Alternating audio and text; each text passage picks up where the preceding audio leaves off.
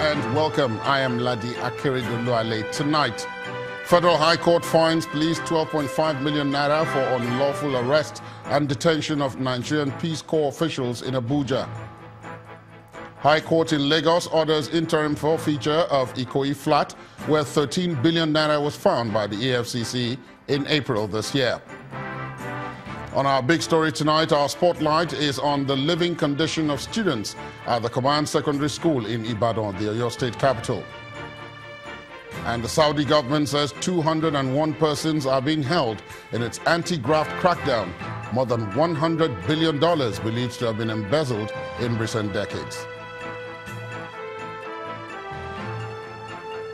On business news tonight, federal government plans to raise 710 billion naira by restructuring its equity in joint venture assets.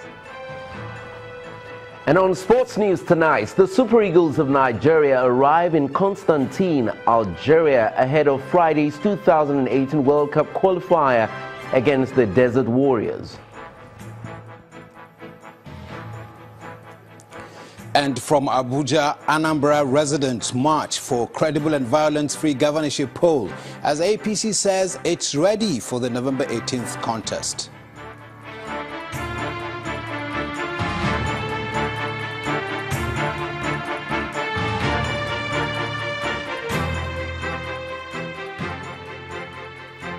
We begin from the nation's capital, Abuja, where a federal high court today ordered the Nigerian police to pay the Peace Corps of Nigeria the sum of 12.5 million naira as compensation for the unlawful arrest and detention of officials of the organization on February the 28th this year.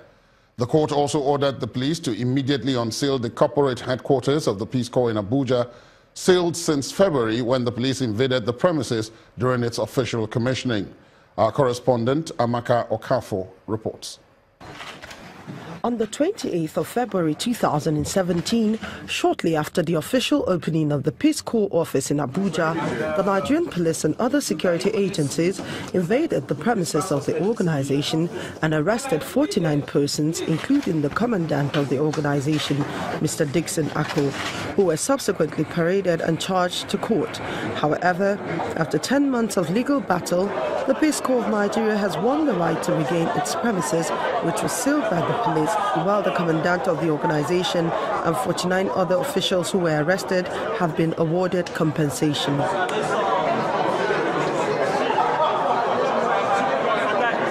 In a judgment that lasted for 2 hours, Justice Gabriel Kolawole, who agreed that the police and other security agencies have statutory powers to make arrests and detention, however held that such powers must be exercised with decency, decorum, and in compliance with relevant laws that protect the fundamental rights of all Nigerians.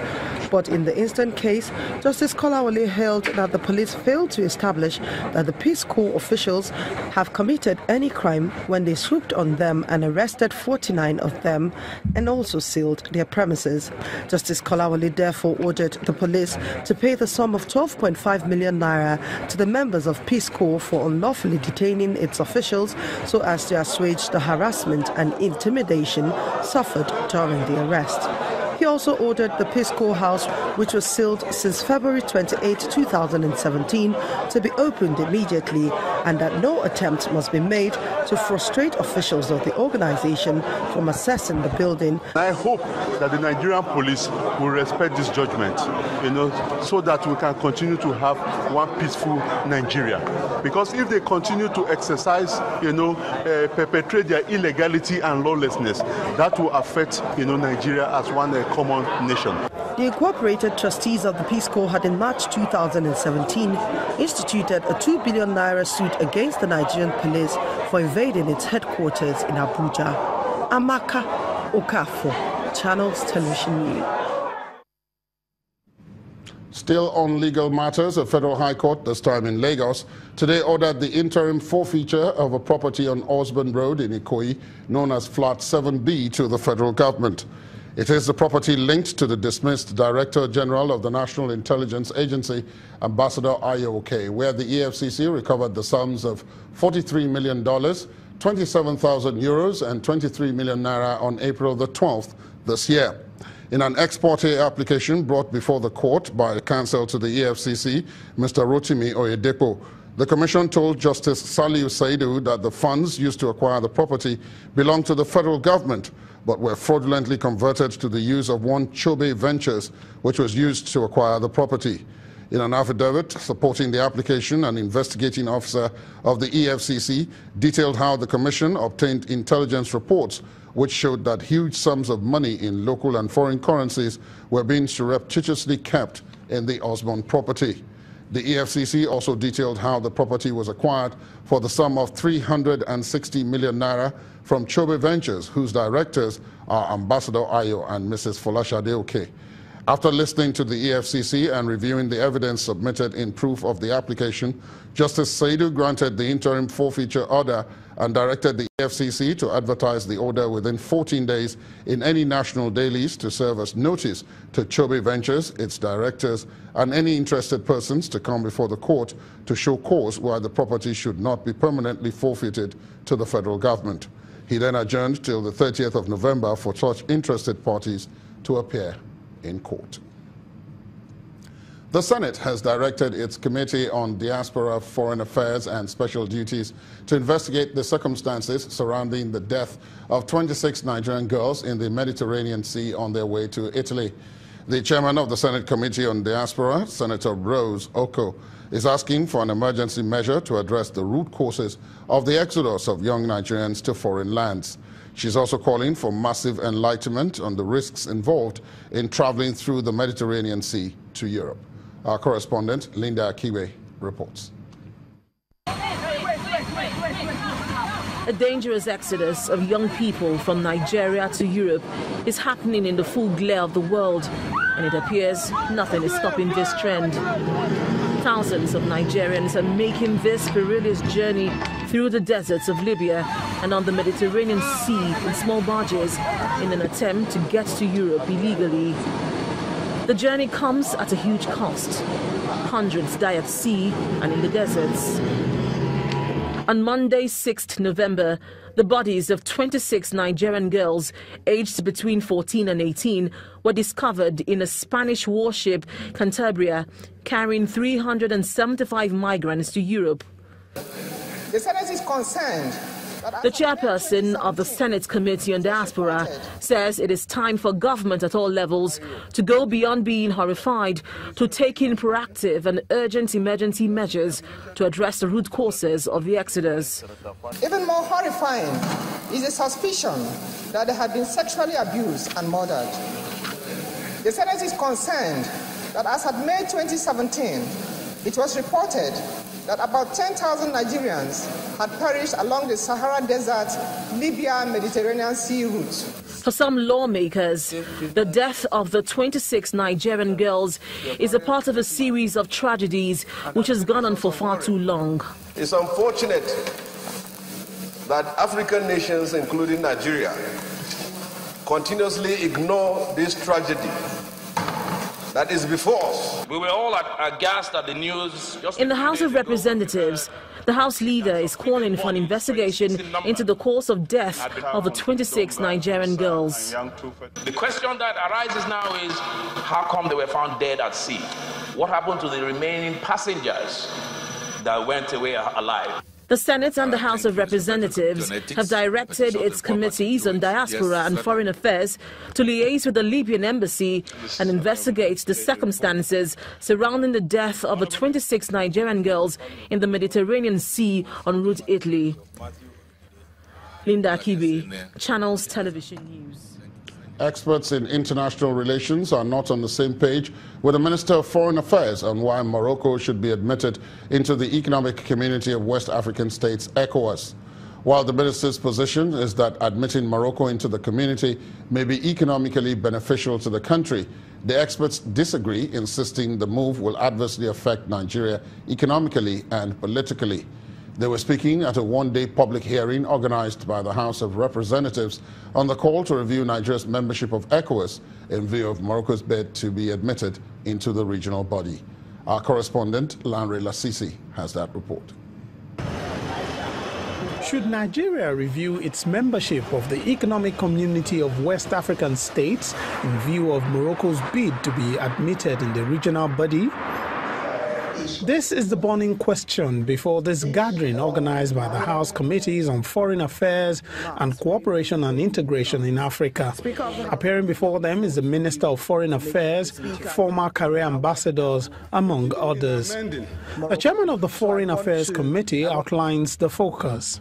It is my fervent hope that at the end of this public hearing, we would arrive at a consensus that will inform Nigeria's position to either support the bid or reject it. The minister is the first to speak on the issue. The Ministry of Trade gave us some statistics and an advisory, I think, which shows that if we are just objective about it, that it's not going to, it'll actually be an economic win rather than economic loss. His position contrasts sharply with those who speak at this event. I think it is important for Nigeria to remain in the ECOWAS and to instrumentalize the ECOWAS and to make sure that it blocks this move by Morocco to come into the ECOWAS, because it has the powers to block it.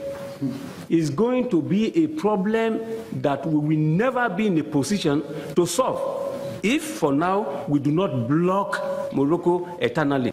So if you allow Morocco to come in with our free movement of goods and persons, Morocco, of course, is going to be a conduit pipe for a European Union to flood West Africa with goods, and all our industry will just collapse. According to officials of the Foreign Affairs Ministry, the Nigerian government has not yet taken a final position on this matter. The recommendation of this committee may help guide the House of Representatives and indeed the country on the right position to take. Lanre Lasisi, Channels Television News. The journey of the 2018 fiscal appropriation began on Tuesday with the presentation of the draft documents to the joint session of the National Assembly by President Muhammadu Buhari. This was the third time the president would face the federal lawmakers to explain the state of the economy via the annual budgeting process. In this next report, Channel's business editor Bosun Amofai provides some insight into the tightrope the administration may walk as another round of budgeting business begins.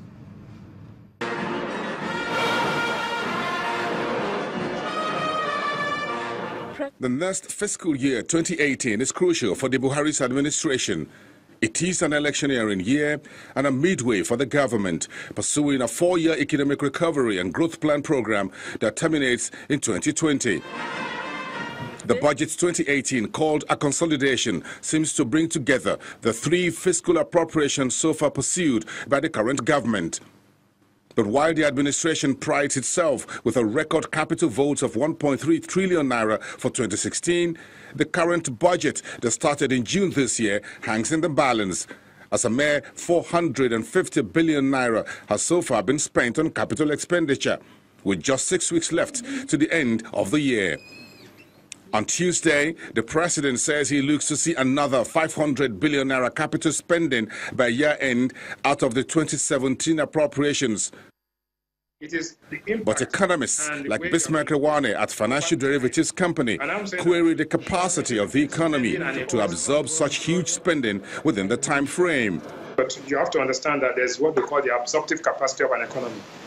What Bosun is talking about is how can you compress 500 billion naira or whatever it is, 1 trillion naira in 6 weeks for what we are going to do over 12 months. And then over and above that, you start the capex for 2018 again. So you might suffer from what we can call economic indigestion if you're not careful, because you are just rushing these things. Carry forward.